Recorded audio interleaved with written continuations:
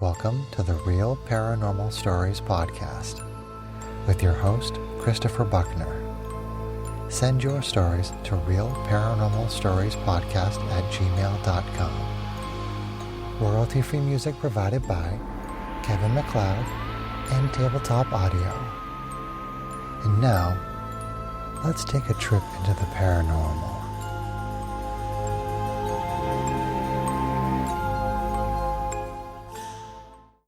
This story comes from a Reddit user who wanted to remain anonymous. And this is their story. I teach kindergarten in a building that is over 100 years old, built in 1907, and is on the National Register of Historic Places. My classroom is on the second of 4 levels. We don't use the top level at all because it's in total disrepair.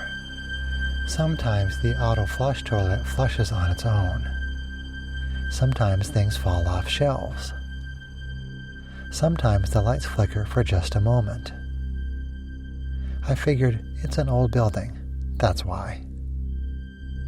Anyway, last year around parent-teacher conference time, I sent home a little questionnaire for parents asking what they would like to discuss at the conference. One of the questions was, what friends from school does your child talk about at home? Social and friendship skills are a big part of kindergarten. That's why I asked. 7 of the 20 children in the class had Alex listed as a friend. There is no Alex in our entire school. I asked them who Alex was. Imaginary friends are common in young children, but for them to all have the same name was a little unsettling. They said things like the quiet boy. He sits on the stool by the bookshelf always. He cries a lot. I figured it was just their imaginations, and they talked to each other about it.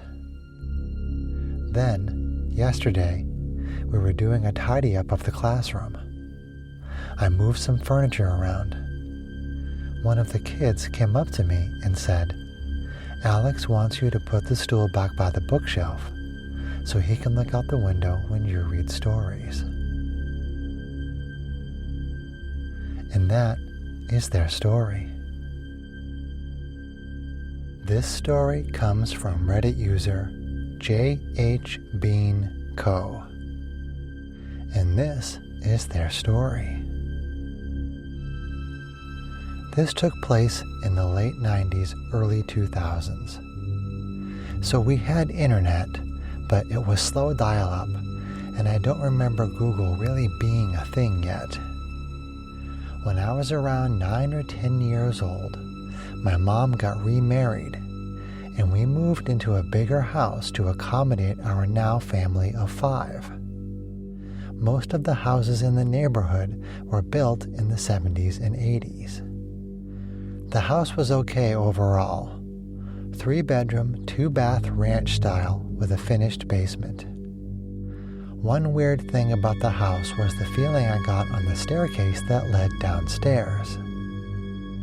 It is hard to explain, but I got the worst feeling on that staircase every single time I ever had to use it, coming and going, like you were going to be pushed or pulled down the stairs.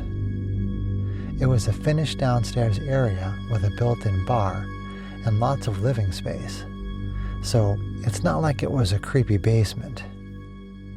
It was completely irrational, but I hated that staircase. We later found out that the man who lived there previously had died in the house. I'm not sure his manner of death, but his widow didn't bother to pack up his man cave downstairs, and we were left with a lot of his belongings. I never talked to my family about the weird feelings on the staircase, and chalked it up to my imagination. When we were moving out of the house, I asked every member of the family, separately, if they had ever had any weird experiences in the house.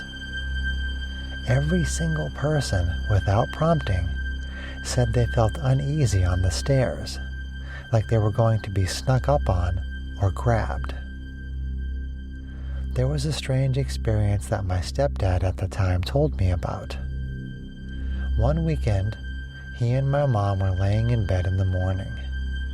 It was a weekend that his kids were with their grandparents, and I was at my dad's, so they had the house to themselves.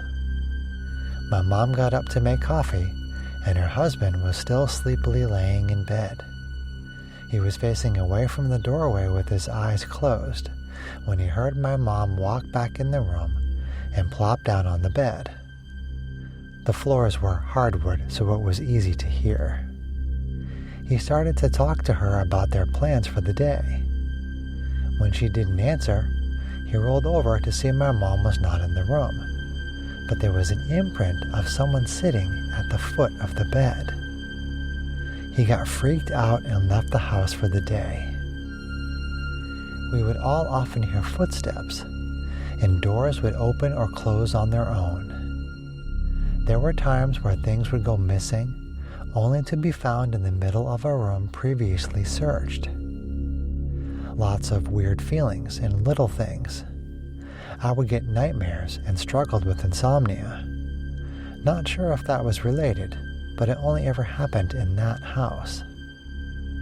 One time, the old industrial whole house attic fan that hadn't worked in years came on in the middle of watching a paranormal movie, blowing papers everywhere and being loud as fuck, scaring everyone until we figured out what was happening.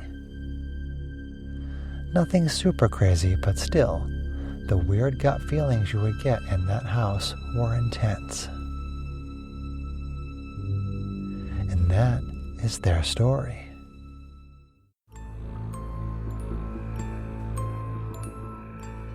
That's all for this episode of the Real Paranormal Stories podcast. If you liked what you heard, please leave us a review anywhere this podcast can be found.